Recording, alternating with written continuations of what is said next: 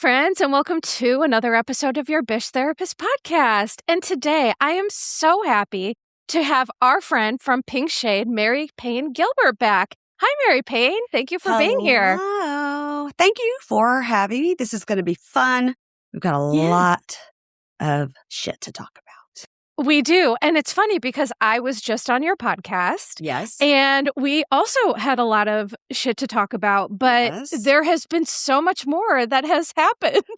In like a day and a half. Yeah. Yes. So let's get into it. First, we're going to start by talking a little bit about Jill Zarin and Taylor Armstrong, woof, being canceled due to their racist rants about Bad Bunny, which, Mary Payne, can I tell you something? On my Instagram, my following is growing, and while I'm grateful for that, it's a mixed bag.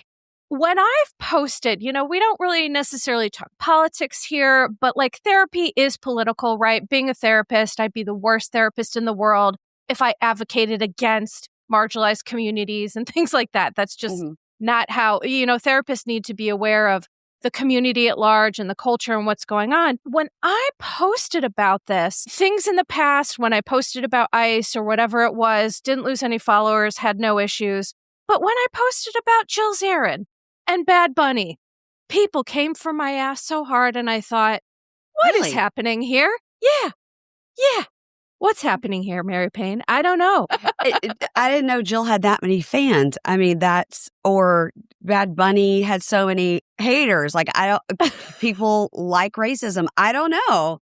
I don't know. I don't know what that would be about. That's weird to me. People who feel the same way as Jill, and there's a lot of them, which, there's a lot of people who are racist.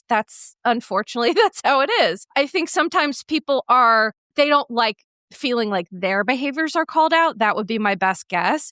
But so essentially what happened is Jill Zarin went on this rant about, we're celebrating 250 years of America, and she didn't think it was appropriate for the show to be in Spanish. There was not one white person there. I mean, she just made so many ridiculous comments. And Taylor Armstrong also kind of mimicked her thoughts, but she didn't do a video. It was just a post. Now, since that time, Jill has been fired, and I've never seen Bravo fans unite over an issue like this in my life. Bravo fans were like, we weren't looking for Jill anyway. So that's great. No. Yeah. Yeah, it was. And so people are going so hard against Jill and Taylor.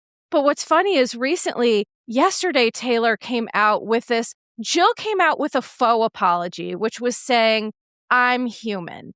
And again, being human doesn't excuse racism. Hate isn't an opinion. That's a problem. Yeah. So Jill got canceled, and then Taylor now is coming out with some sort of faux apology that, to be honest, I didn't even read it because I just have no time or tolerance for this. Yeah, I think she quickly realized, like, ooh, the double down didn't work for Jill. And I would like to be on The Villains or some such show at some point. So maybe I should pretend I didn't put up a post of me as Russell Crowe in Gladiator, Are You Not Entertained? And talking about a slap in the face to America and the Cuban flag. It's interesting that she honed in on the Cuban flag when there's 30 flags up there, and it was just Bad Bunny, saying these are the Americas. Yeah. That's what he was saying. And he featured every flag. She's got a problem with Cuba. That's what she says. So Taylor Armstrong's beef is with Cuba. We don't know why. Cuba or brown people. I'm just, the whole thing is just very telling. And personally, I am thrilled that people are being held accountable because, we live in a world where a lot of people are doing stuff that they're not being held accountable for. So I don't know. I feel like I'll take it where I can get it. But everyone is thrilled that Jill's out. Everyone is so happy. They are. And they're like, okay, next is Ramona. And, until Ramona says something recent, I guess she's still in. But there was something that I read. And guys, again, it's like saw it on TikTok, saw it somewhere, don't know. But it was like before the Super Bowl, Ramona called a reporter to complain about, Bad Bunny being on the Super Bowl and sounded pretty racist. Now, the reporter either just went on their Instagram and said this or they didn't have it recorded. So until Ramona is fully caught on tape, she's still with us. And it's so funny you say that because it's like she's been caught on tape saying so many racist things. Like, just watch the last season of Roni before it got canceled. She made such insane anti-Semitic remarks. I mean, Ramona exclusively speaks in ignorant shit, if I'm being honest, exclusively. So I'm confused about that. But something that we have to mention, because I texted you this, is that when I was on your show, before this was announced, you tell the people what your prediction was about Jill being fired. So Jill got fired, and I said, they're not going to cancel the whole show. Even this show was completely Jill's idea.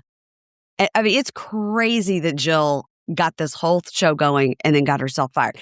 Again, just typical Jill. But what I said was, well, they'll have to bring in another OG, so I'm sure they'll bring in Dorinda. And then they announced they were bringing in Dorinda. I have no inside knowledge. It was just my prediction. It's so funny. I texted you and I was like, Mary Payne, you're an oracle. You are an oracle.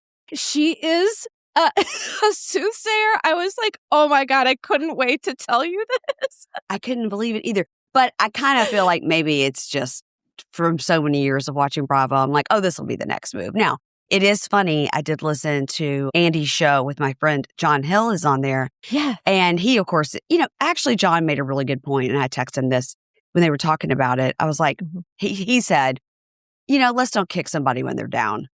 She did the thing. She got fired. We don't need to talk about how awful she is. And Andy's like, I agree. He's like, but, it's not your problem. Andy goes, every time somebody asks me, I just say, call E. Call E. Because he doesn't have to deal with her anymore. Now, I did see another funny thing yesterday. It was a therapist that was on Instagram that probably popped up because I've said the word therapist a lot lately. So I'm talking to you. So Instagram showed me what I needed. It was a therapist, and she was commenting on Kelly Dodd made a video where she's blow drying her hair, and she's like, you guys. So Jill called me, and what I told her, and this person's like, first of all, I'm waiting for Kelly Dodd to make a full sentence that makes sense. And second of all, that's who you called? You called Kelly Dodd? Like, this is all we need to know? And I wrote under that, never forget, Kelly Dodd told us at that reunion, I can't be racist, I'm black. Oh my God. Do you remember when she said, I'm black? Of course I do. And she's not black. She has Spanish heritage. And while I definitely appreciate what John Hill said because, he's right. Listen, Jill has fumbled the bag harder than any other Bravo love we've ever seen.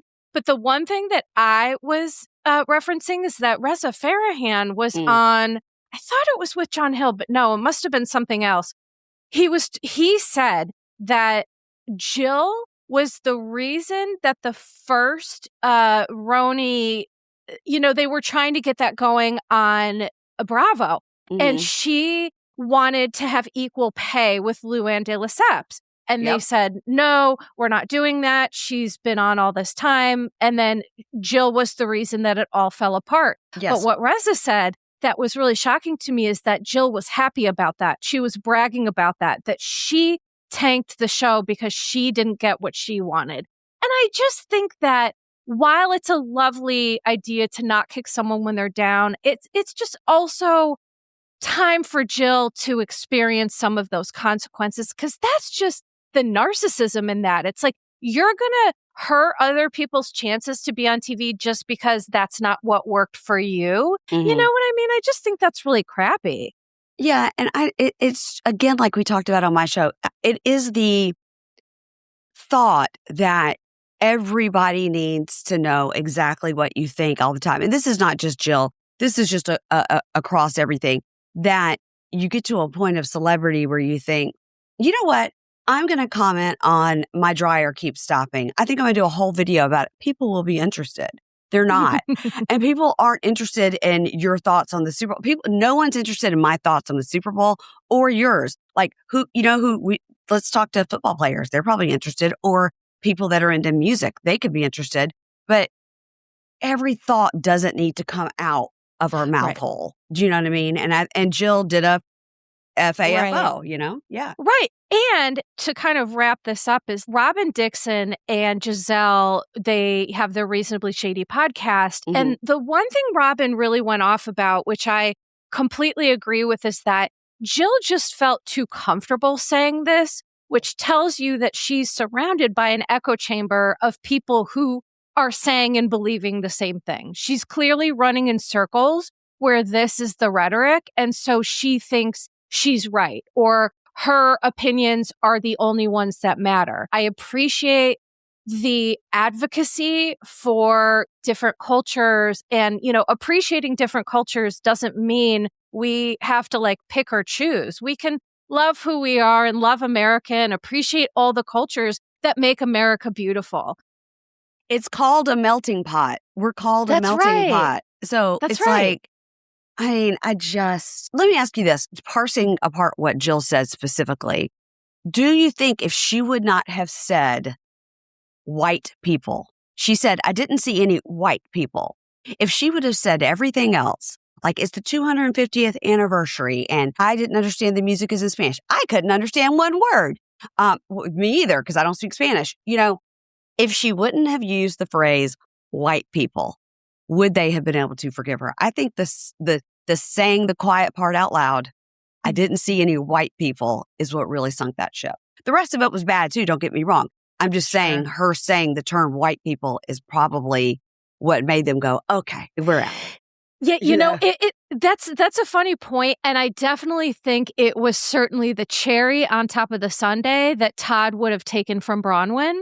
I think it was that. Mm-hmm. Yeah. Nailed it. That's kind of my opinion on that.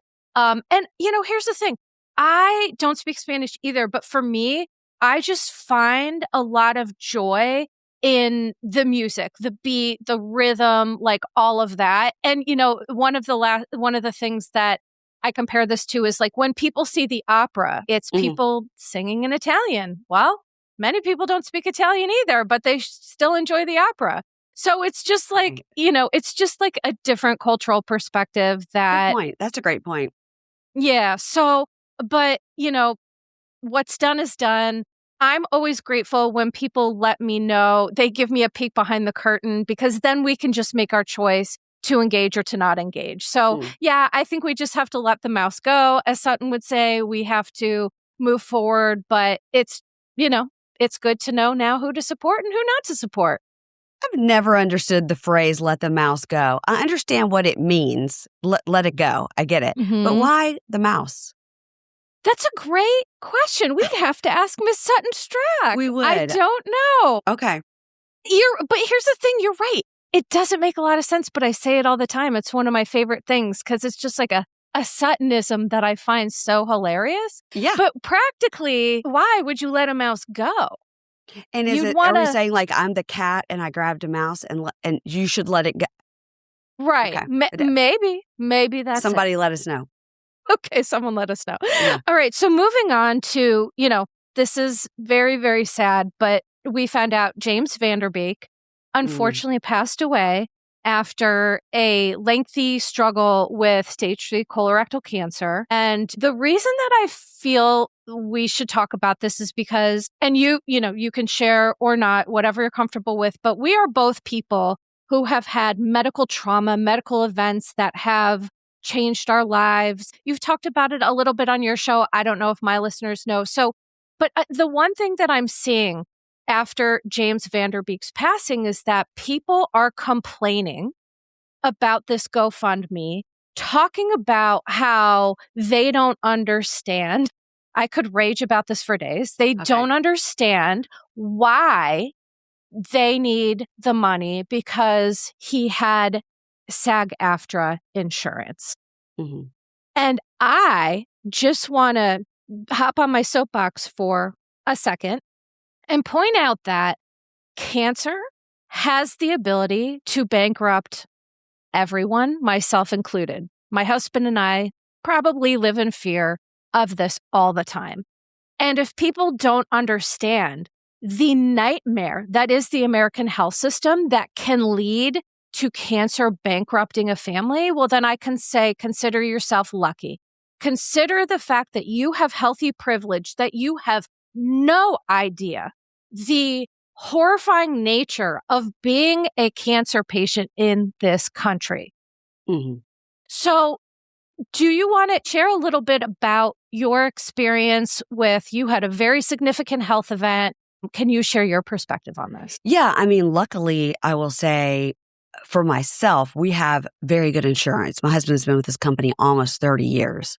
So we have very good insurance because of that. And I'll tell you what happened to me, but just back to the GoFundMe. I had a friend whose sister, and I've known this family my whole life. This girl was one of my very best friends. Her sister was like a sister to me. Loved them. She got a type of brain cancer, and then they were doing trials on her, and she was going from wherever she lived, maybe Atlanta, to MD Anderson in Texas, and had a GoFundMe really for like the flights they were having to do, and for her husband to take time off work to go with her, and all these things. Hotel accommodations, groceries, all of it, all the things that you need. That a trial, it's not going to be covered. Right. No. Yes. And so I remember at the time, just like automatically clicking yes, like, I don't know. But I remember thinking like, that's weird. They seem to have a lot of money. That's weird that they would need it, but I don't care if they say they need it, then they do. Like they're not, and I just clicked it. And every time it came up, I would click it and I would give. She did pass away, and that's like heartbreaking. But what you're saying about James Van Der Beek just clicked in my mind. Like that was the first thing I thought when they sent out the GoFundMe, and they explained it at length, like and I was like, I don't even need you to explain it to me. This is a friend, I've got the money, I'll give it. But it is really interesting that the first thing you think is, well, they don't need the money. Like he was on Dawson's Creek, I'm sure. And that was like 30 years ago. And, and he explained why he didn't get hardly any residuals from Dawson's Creek. Because back then, there was a lot of exploitation of like teens and child labor, and he did not make a lot of money from that. And I did a deep dive on this, and what I found out is that because he had to undergo all this treatment, he had to sell a lot of his Dawson's Creek memorabilia to support the treatment. But to your point, and I was a little frustrated before, so let me be clear that when it comes to these cancer treatments, so my immunotherapy I'm on that keeps me alive is $25,000 a month. Now, I have, $25,000 a month, and I've been on it for 6 years. But here's the thing. My husband has wonderful insurance through his employer. He works for the system that we have insurance through, right? Employer-based health insurance, all of that. But as we said, when you're doing a trial, you have to, there's gas money and hotel stays. And for me, I want to be clear that there are a ton of things that insurance covers, but I have to pay on. So, if I'm attending hundreds of doctor's appointments a year and there's copays every time, and then, for example, I'm getting Botox in my neck next week because I have dystonia, and that's thousands of dollars. And that's even with what insurance covers. Right. In addition to all that, I need things that like people who are trying to survive cancer do a lot of like acupuncture, chiropractor, different things. Sure. None of that is covered by insurance. My husband and I probably spend out of pocket $30,000 a year on top of health insurance for me to help my body and get the things that I need for long-term survival. And so I appreciate the conversation around it, because sometimes it's not people being assholes. They just don't know. If you've never experienced this, you don't know. And if you look at a family and you think, well, they have a lot of money or whatever, and it's like, so this is why I'm sharing the cost of things is actually pretty astronomical, even when you do have really good insurance. Yeah. That $25,000 a month is just like shocked me. I thought you were going to say a year. That's just... Unfortunately, I have to say it is covered. Yeah. It is covered by my insurance. But to think about if my husband lost his job, or if there was a gap, or, it's like, I think that in this country, the healthcare system is such a broken system that we have to have these GoFundMes. And it's like, it doesn't need to be like this. Right. We're getting mad at the wrong things. Mhm. People mad about this GoFundMe should be mad that the healthcare system does us so dirty. Yes. That this is how we have to live, which is ridiculous. That's crazy. Well, I didn't mean to off track it. I just, when you No, said that, I it just really appreciate- sparked a memory in me. It's like, I kind of thought the same thing, but I was like, okay. For me, I had in July of 2025, I had what was called text me a second to get the word, spontaneous mesenteric hematoma, which is an abdominal aneurysm. I was just riding along in a golf cart, at the beach, and just all of a sudden felt, I can only explain it. It felt like I had been shot with a gun. I felt like, and I've never been shot with a gun, so I don't know, but I imagine that's what it feels like. It was so sudden and so shocking and so painful, so quick. And that I said to my husband, I was like, turn around, take me home. And because I have a history of like diverticulitis and gastric issues, he was like, she probably has to go to the bathroom, But by the time we got home, which was 4 minutes, I mean, I was so drenched in sweat that when I was trying to crawl up the stairs, which are wood, I was slipping. And I couldn't understand what I was slipping on. Like, that's how I was like, why are the stairs wet? I didn't understand it was coming off of me. Like, it was the most traumatizing thing that's ever happened to me, is all I can say. And by the time I was like on the floor, on the bathroom, because I was thinking, well, I'm going to throw up. I have to go to the bathroom. Like, I couldn't figure out, I knew it was in my stomach, but I couldn't figure out what. And I was trying to get to my phone because my friend Ingrid and my friend Matt were there visiting. So I was just thinking if I could get one of them to like tell my husband to call the ambulance. Now, the interesting thing about where we have a beach house is a place called Bald Head Island. And it is, in fact, an island that you get to by ferry. So to call an ambulance, you call the ambulance, it comes, it's public safety. They come, they are trained, but then they take you to the ferry where you have to wait for the ferry. Like, if the ferry is like coming in 5 minutes or 30, you're waiting. So then oh my God, you wait for the ferry. Then you get on the ferry, which is 25 minutes. And then you get to the other side and the ambulance from the local hospital meets you. So this is all what happened to me. My thing in my stomach happened around, I think we said like 7 p.m. And by the time I got to the second hospital, because the first hospital realized what it was and that they could not treat it because it's 1 in 10 million what I had. Right. That they transferred me to a second hospital, which is Wilmington, North Carolina hospital, shout out. And at 5 a.m., they did a embolization. I don't know. They go up through your groin, through the arteries, up to the one, which was like a catheter. Yes. And they go up through the leg, up to whatever was happening here in the mesentery of the pancreas. So I've got the thing there. They put the coil in. They stopped the bleeding. I just went back to Johns Hopkins this past week. And this is sort of what I was telling you about because, of course, I went right when it happened. I got this appointment with the head of vascular surgery at Johns Hopkins. So, like, you really can't get any better. Like, you can't. Yeah, that's the guy. That's the guy, right? That's the guy. So I got in with the guy. He couldn't be, like, more normal and nice and didn't talk down to us or anything. It was pretty cool. Right away. So July, so I got in with him in August. And he was sort of like, here's what happened. He explained why it happened, blah, blah, blah. He was like, the thing that happened has happened. It's never going to happen again in that spot. What we want to look out for is other aneurysms that pop up, or the hematoma has to dissolve because it's like this huge mass in my stomach, blah, blah, blah. Fine. So we just go back in February this month. And we go back. And again, he sits down.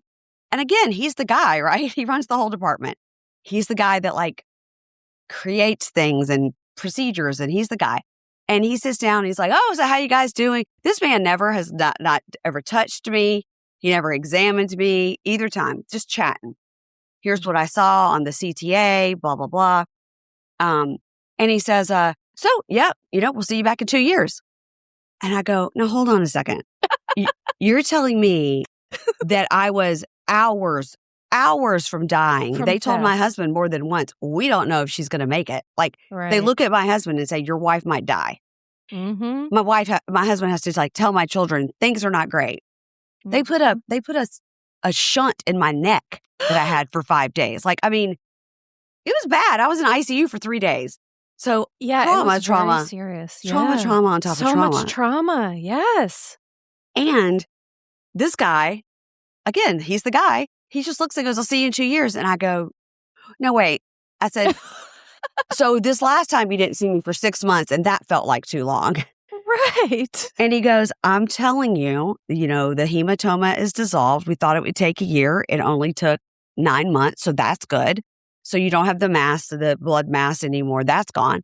And this, that, and the other, there's no further bleeding. Everything looks great. And then I had an upper endoscopy. I've had all the things, MRIs, all the things. Everything is moving like it should. But for me, I am so freaked out. Yeah. And my husband is so freaked out, you know.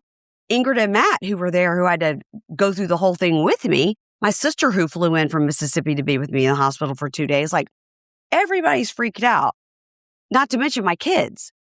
And this guy's like, see you in 2 years. And I go, I just feel like I should come every 3 months. Mm-hmm. And he said, no, everything's fine. And there was just he was happy to sit there and chat with me. He wasn't Sure. a doctor that runs out of the room because I've had those. Sure. He was happy to chat with me, but it's can you write something down for me to explain? Can you explain it to me better? And maybe that's a me thing, but it is no, it's trauma, not just a you thing. It's the trauma of you had this terrible thing happen. It happened. It's never going to happen again. But why did it happen? And how do you know it's never going to happen again? Right. I mean, really what you're describing is PTSD, because when you have a life-threatening event and you get seen for that, you know, one of the things that I talked about when it came to Boz on Real Housewives of Beverly Hills is that sometimes doctors, because it's their job and it's just a Tuesday for them, they say things to us in clinical ways and they're like, oh no, well, you almost just died, but don't worry about it. And I'll see you in 2 years. And it's like, okay, tell me how to do that. And so I think this is another really important aspect of the healthcare system that we talk about is that I have 28 specialists, which I know is ridiculous. And only one of them ever asked me about my mental health. One. I think that for me, it's like the system is not just harsh financially, it's really hard emotionally, because that often is one thing that doesn't get attended to. And I think, honestly, you and I could do a whole episode about medical trauma and how that impacts you. But for me, you know, that's where my complex PTSD comes from, because I've been told I'm going to die a couple of times. And then, you know, like just recently, doctors are like, well, the cancer is increasing, but there's nothing for you to go on. So just try not to worry about it and live your life and we'll see what happens. And we'll see you in 2 years. And you're like, will you? No. Well, they see me every 3 months. These doctors are like, okay, we just really have to make sure she doesn't die. So they'll see me every 3. But it is still very, it's very jarring emotionally and mentally. And so I just thank you for sharing that. But also to your point, when I found out about what happened, because I have a lot of medical issues, I knew the severity. And I was sincerely worried for your life. I was like, thank God she's okay. Thank God she's alive. But this really could have ended very badly. And so it's like, how do you go about your life? Just not thinking about that all the time. He also told me when we met with him the first time, he said, yeah, you know the author, Sebastian Junger? And I said, no. He goes, well, he wrote The Perfect Storm and he named some other things. I was like, okay, well, I know The Perfect Storm, like the movie, but I realized it was a book. Okay. And he goes, well, he wrote a book called, you know, In My Time of Dying or something like that. And I go, okay. And he goes, it's about this. He had this. He had a spontaneous mesenteric hematoma. And he goes, but his situation was he was like in his house alone and kind of in a remote area, which I was too. And I had no way to like get to the phone. And I think somebody like came and found him on the floor like a half a day later or something. So I don't know because I haven't read the book because I don't need to read the book because I did it. So you lived it. he says this, right? And he goes, yeah, it's a good book. You should read it. So see you guys in like 6 months and we're going to do a CTA scan. We'll get those arteries. We're looking at those. And yeah, if you have any questions, just get over there on the My Chart. And I'm like, your advice to me is to read a book about a guy who wrote The Perfect Storm and meanwhile, my husband bought that book and has not read it because he was like, I think I don't need to read it either. But well, right. That could be triggering. I mean, I don't know. Listen, if you want to, great. It's about, he basically was an atheist and he had sort of a otherworldly experience that made him rethink his spirituality. My understanding is that is what the book is about. Oh, okay. But I don't need to I don't know.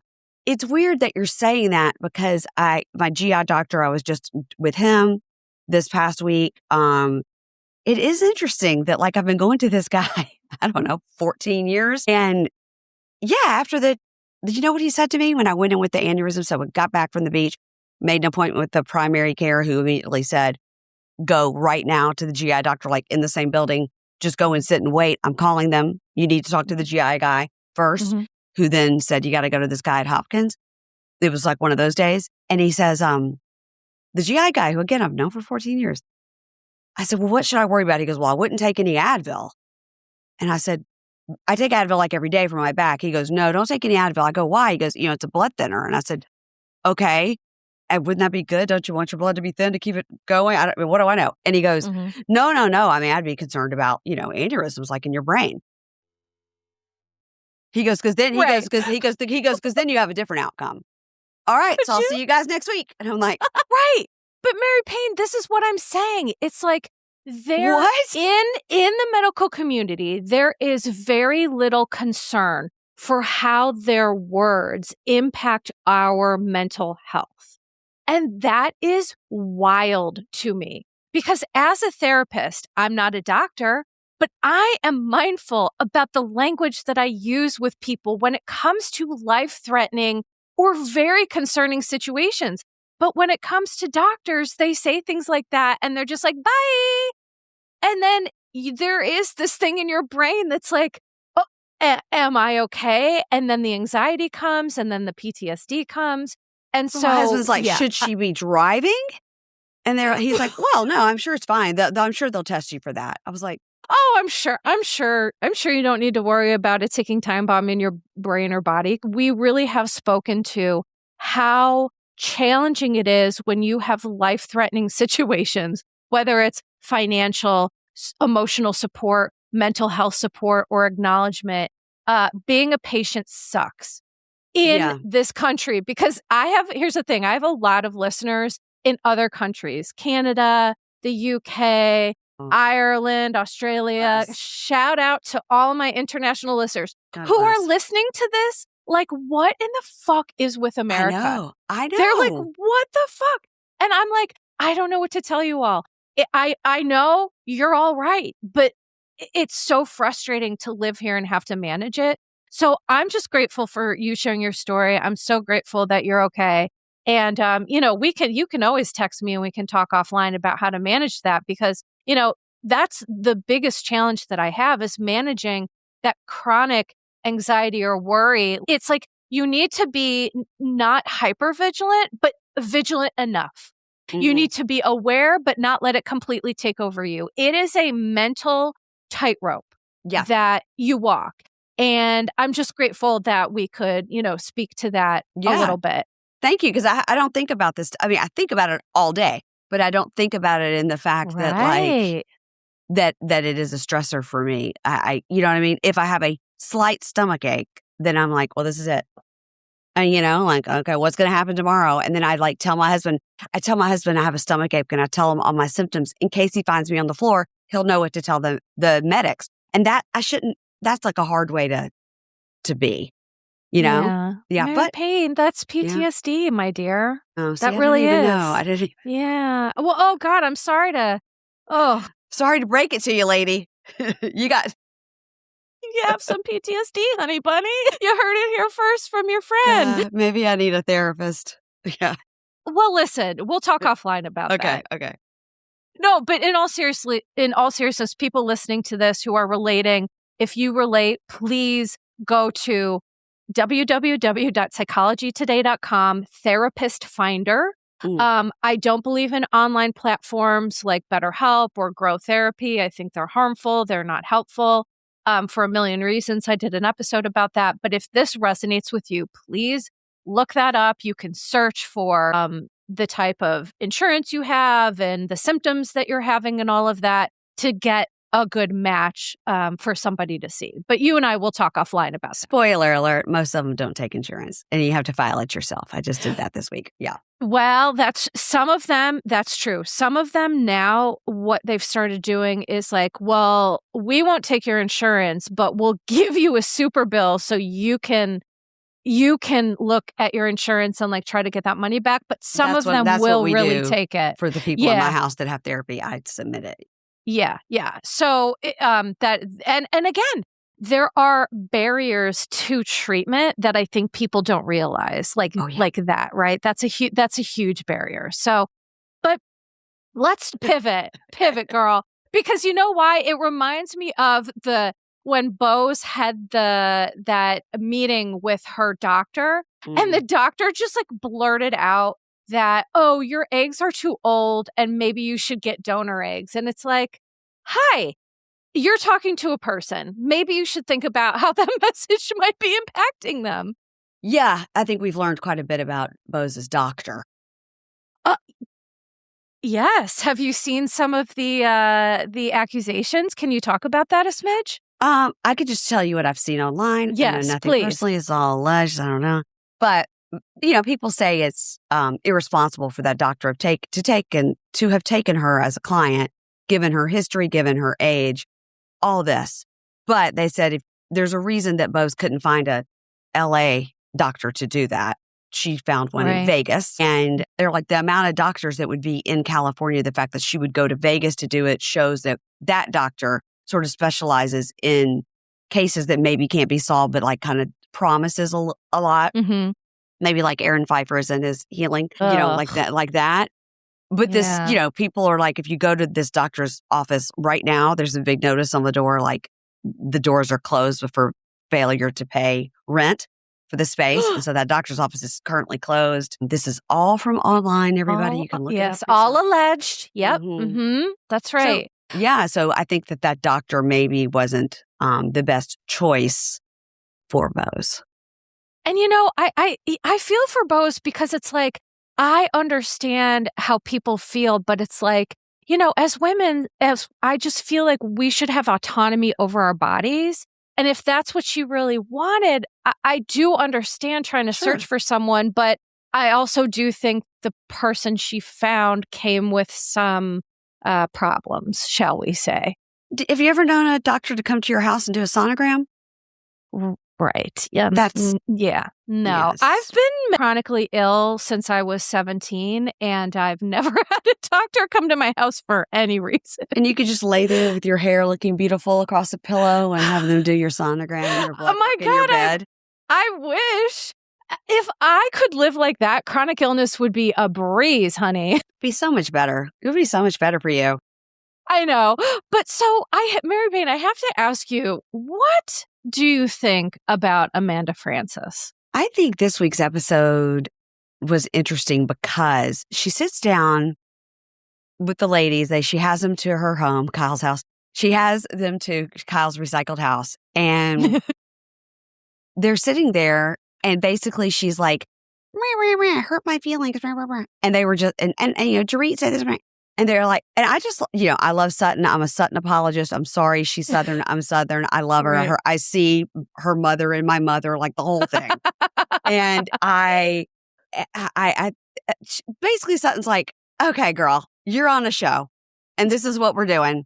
I mean, she said it without saying it, right? Like, right. Yeah. We're on a TV show and things are going to get brought up. And then as they're discussing it with her, all of them are saying the same thing. I mean, basically Kathy Hilton's like, pass the caviar.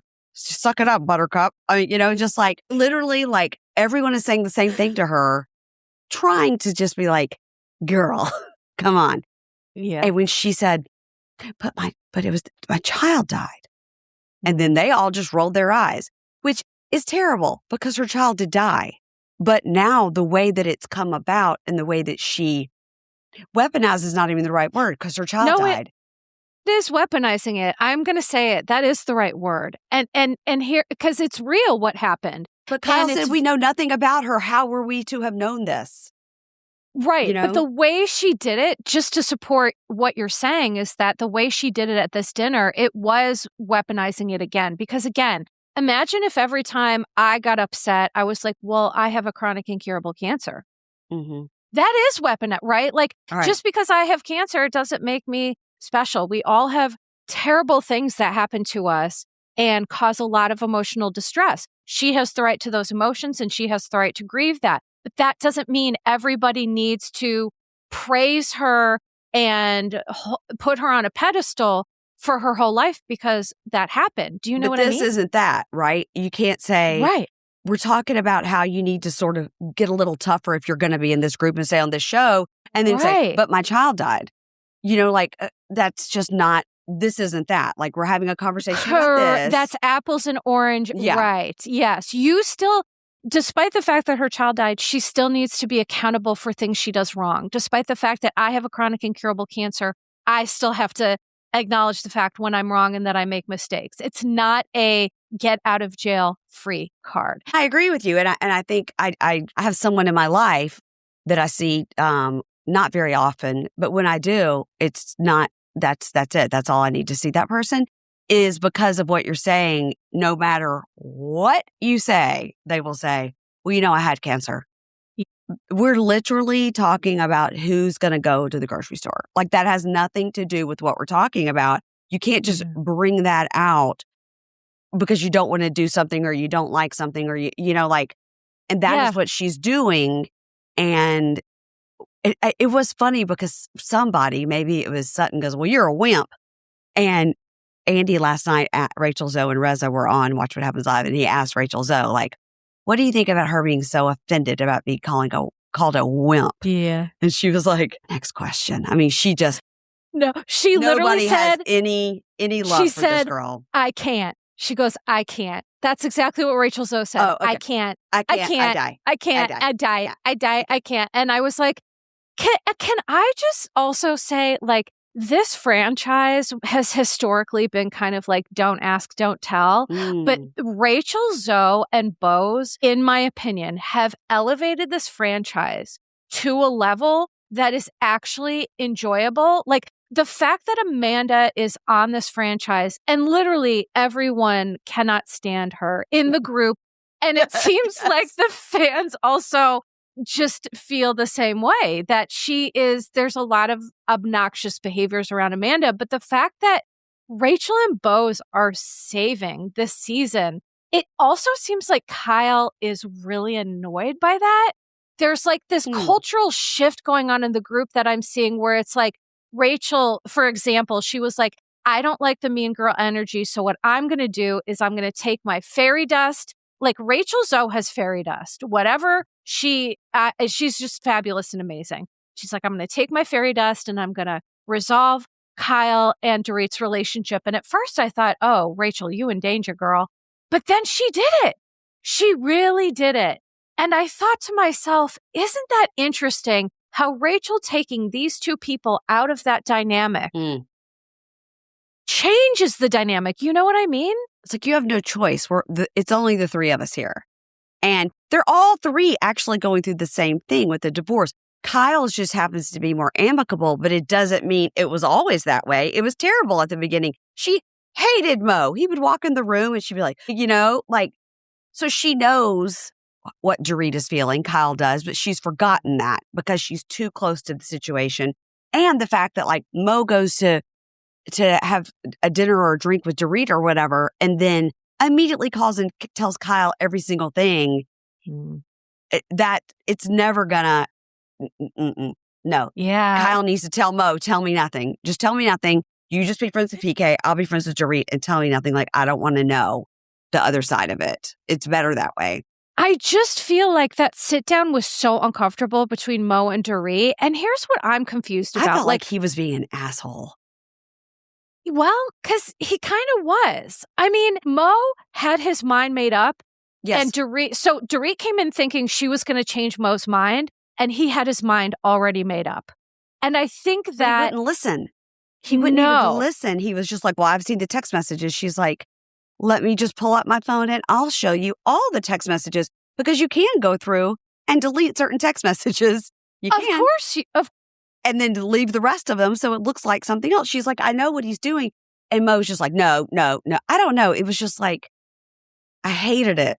I hated it because I don't hate Mo. I think he's kind of a good comic relief. And I think I like to kind of make fun of him and whatnot.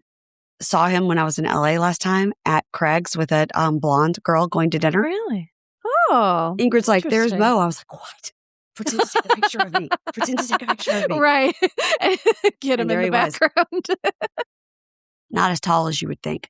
And I just hated that he was, and maybe he was like, PK's going to see this. I need to make sure my guy knows I'm standing up for him.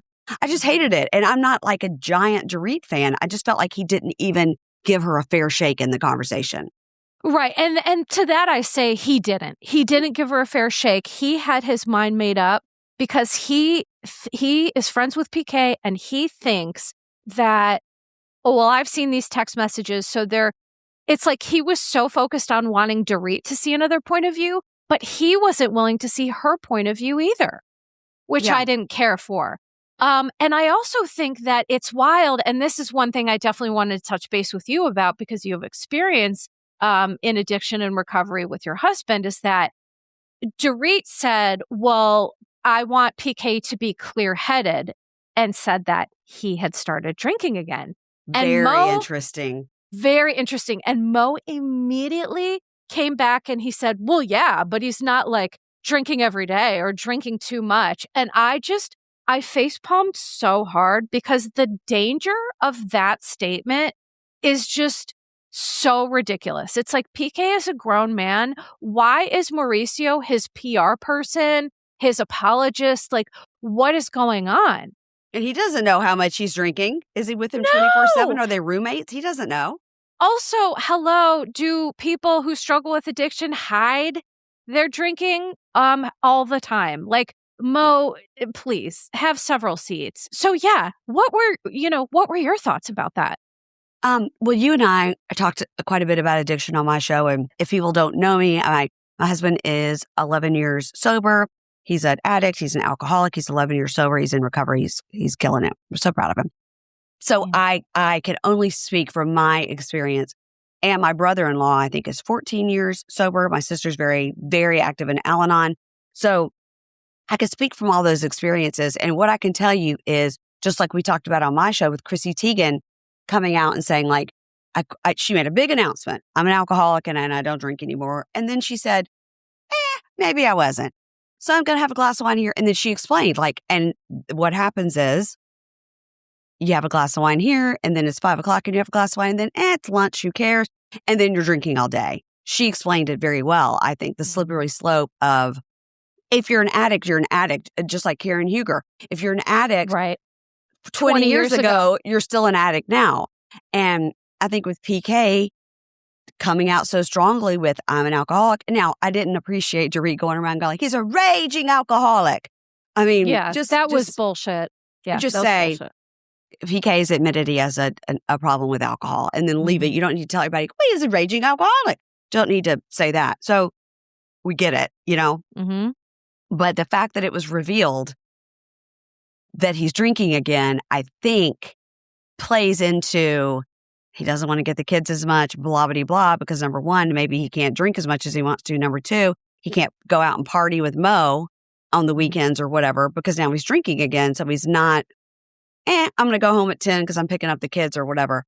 And for her to say on camera, I need him to be more clear-headed, was the opening without her saying he's drinking again. She could be like, oh, I don't know. He always seems tired. You could take that for whatever it means. But Mo took the bait. He said, because he's drinking again.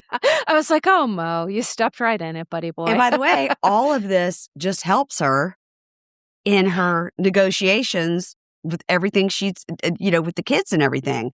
I don't think there's any money there to be had. But I think it only helps her with, he needs to, just like Brittany had to do with Jax, he has to prove he's sober in order to be around the child. Right. And I think no matter how you feel about Dorit or PK, the two people in this who matter the most are those children. Yeah. And if someone is struggling with addiction and they are engaging in that addictive behavior, there should be questions about children being around that person. Right. Now, I'm not PK's therapist. I have no idea what's going on. I'm just speaking as someone who in these situations, you need to, no parent is perfect. Everyone makes mistakes, but that's different than potentially having children be in an unsafe situation if a parent is not, as Dorit said, clear-headed, under the influence, struggling with an addiction, right? Like you can be struggling with an addiction and be a beautiful parent. They say in the program, like when you're in active addiction, like that is your lover. That's your best friend. That's your number one. You can't be a good anything, really, right? If you're in active addiction, it's hard to be a good friend, mother, child, wife, right? Husband. It's hard to be these things if that drug of choice is leading you. So I just think that can't get lost in all this. My husband said to me after he got sober, and then we had a couple of years where I was like, why are you still mad at me? Do you know what I mean?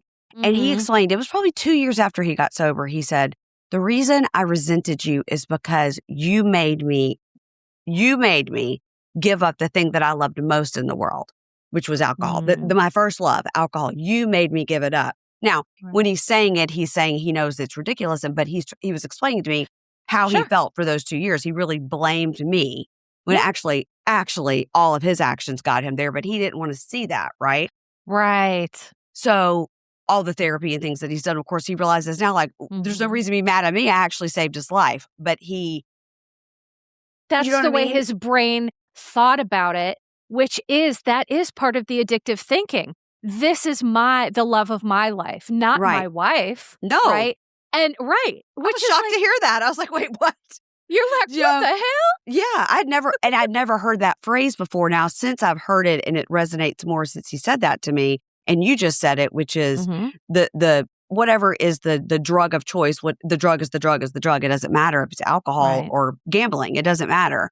Whatever is the thing you're addicted to, that takes such the star in your life that he was like, yeah, you don't care about your wife. You don't care about your kids. You don't care about your job. If you drink and drive with your kids, who cares? I'm getting what I want, and if you don't have an addictive brain, it's wild to think that anybody could think that way. Right. Right. And that is such a good point because it's people who don't have an understanding of addiction. They haven't experienced it personally, professionally, whatever. There is such a lack of understanding about that, which is why I'm very passionate about educating about it. But now, so with the last few minutes that we have, what I'd like to do maybe is pivot to Karen Huger. She had another interview with Sherri Shepard, who, by the way, Sherri Shepard's interview was fantastic. Agree. I think Sherri asked amazing questions. She held Karen accountable in ways that maybe Andy struggled to do.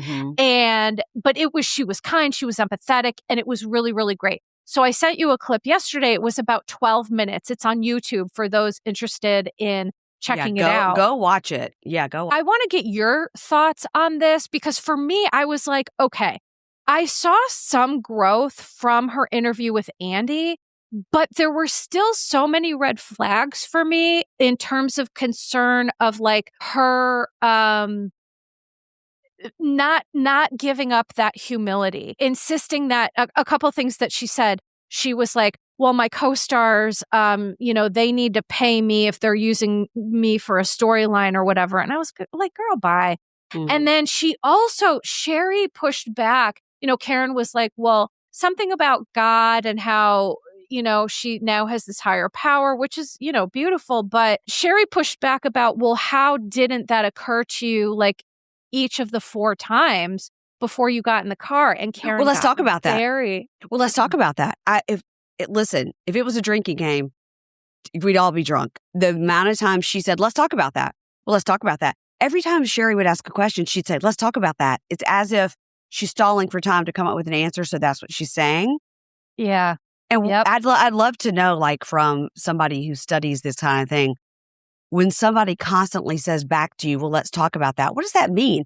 Are they trying to put it back on you? Are they trying to say that was a stupid question? Because she constantly said it to Sherri.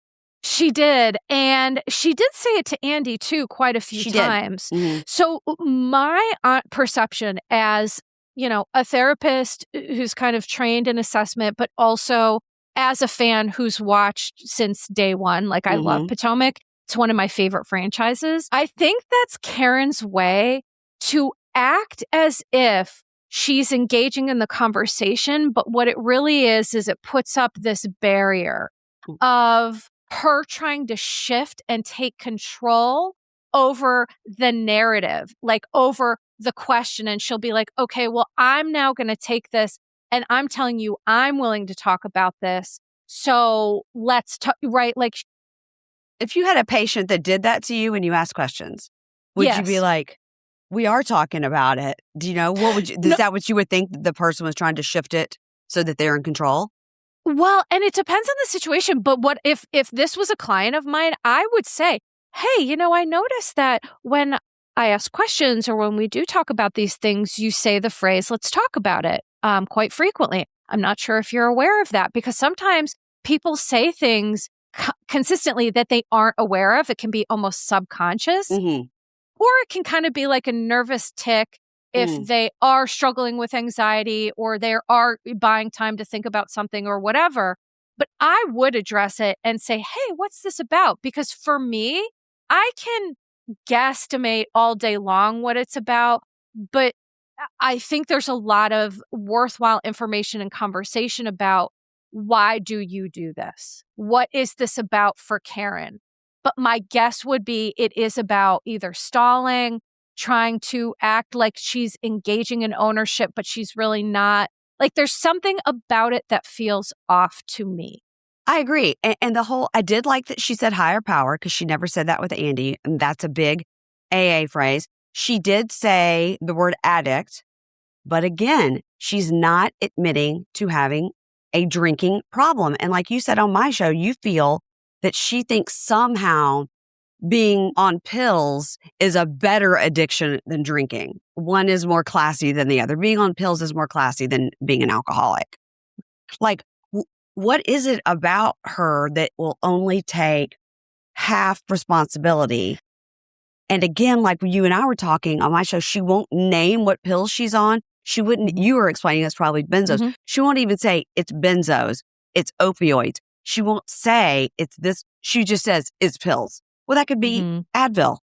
Do you know what I mean? Like, yeah, everything is a drug. If I'm being honest, coffee, Tylenol, Advil, everything's a drug. So the fact that she says, I can't name it because I'll get sued. Well, you're not saying, oh, it is actually lorazepam made by Eli Lilly or whatever. She wasn't, you know what I mean? Like, yeah. So it's weird the way that she did it on that show and the way she did it on this show. She just like, well, let's talk about it. And then talks around it. Well, let's talk about it and talks around it. And right. So that's what leads me to believe that the let's talk about it is a control. It's a kind of manipulative tactic to take the reins back. Yes. Because in reality, all people who struggle with addiction, they have a lot of issues with like control and surrender. Like, the one thing you really have to do in recovery is surrender in a lot of different ways. And that is the one thing I see Karen struggling to do. Now, she did say all the right words in terms of like drinking. Let me be clear. That's her other phrase. Let me be clear. Drinking and driving is wrong. I forget the words that she used, but she's like, I was dead wrong for that.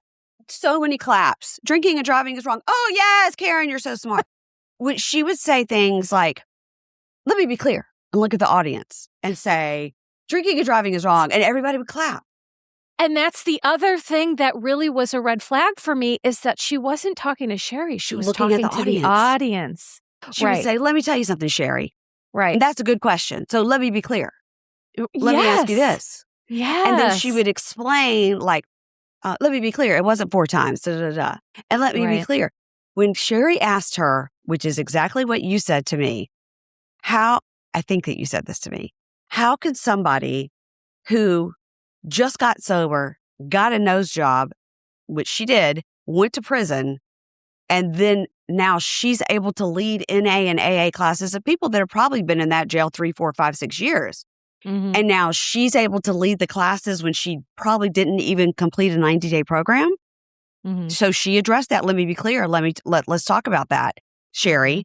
It's because nobody can teach what I've learned because I have this experience. So I was able to teach the young women about what I have learned. That does not make you a drug and alcohol expert, lady. No, and in fact, the language gives it away too. There was too much I. When someone's in recovery, a lot.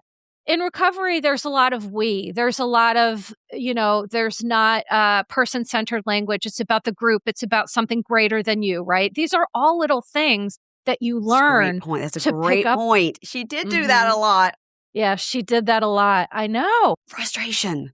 Yeah, and listen, we could talk about this all damn day. Like you said, we need to have longer podcasts in the future. But for today, we're going to wrap it up. But I just appreciate your perspective. I'm so grateful that you're okay, that you're healthy, that you're here. And I just thank you for also sharing your experience with all of this. Because I think the more that we talk about this stuff, it's less about judging Karen and more just about kind of helping to educate people and spread the word and, all that stuff. So please, Mary Payne, let everybody know where they can find you and what you got going on.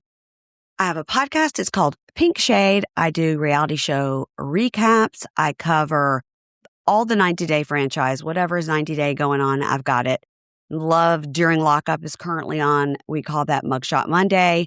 If we don't have a Love During Lockup, we find another prisoner show to talk about to keep the theme. Thursdays, I talk about pop culture and Bravo. I had Melissa on this past week. And then on the weekends on subscription services, I'm covering Love is Blind. We're doing a rewatch of Welcome to Plathville. And Love is Blind, you guys, I just got to tell you, don't sleep on it. It's on Netflix. It's a great new season in Ohio. When I tell you, I just watched the end of episode 8 because we get the screeners and my mouth was on the floor. It seems like a slow burn because it seems like all these people look alike and all the guys have beards, like everybody looks alike. But once you start to differentiate who they are, it's some really compelling stories. And I don't always say that about Love is Blind, but it's a really good season. So yeah, that's what I'm doing. And so Pink Shade Pod. Yeah, check her out because I do love that you do cover those TLC shows. People are always literally begging me to cover those, but I feel like it's just there's too much to catch up on. I don't know what kind of therapizing you could do to those people. I don't know if you could help them. I don't think so. But I could certainly talk about concepts. Yes, for sure. So for everyone listening, please go ahead, check her out, Pink Shade Podcast. Give her a follow on Instagram at Pink Shade. Pink Shade right? Pod. It's just at Pink Shade Pod.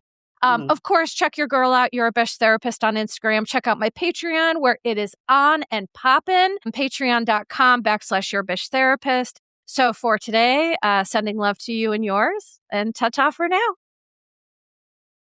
Disclaimer. Posts are not intended to diagnose, treat, or provide medical advice. Your Bish Therapist is for entertainment and informational purposes only. The podcast, my opinions, and posts are my own and not associated with past or present employers, any organizations, Bravo TV, Greyheart Productions, or any other television network.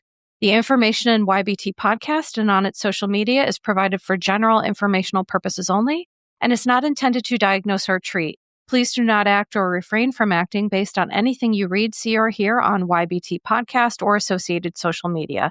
Communicating with YBT via email and or social media does not form a therapeutic alliance. Melissa, operator of YBT, is unable to provide any therapeutic advice, treatment, or feedback.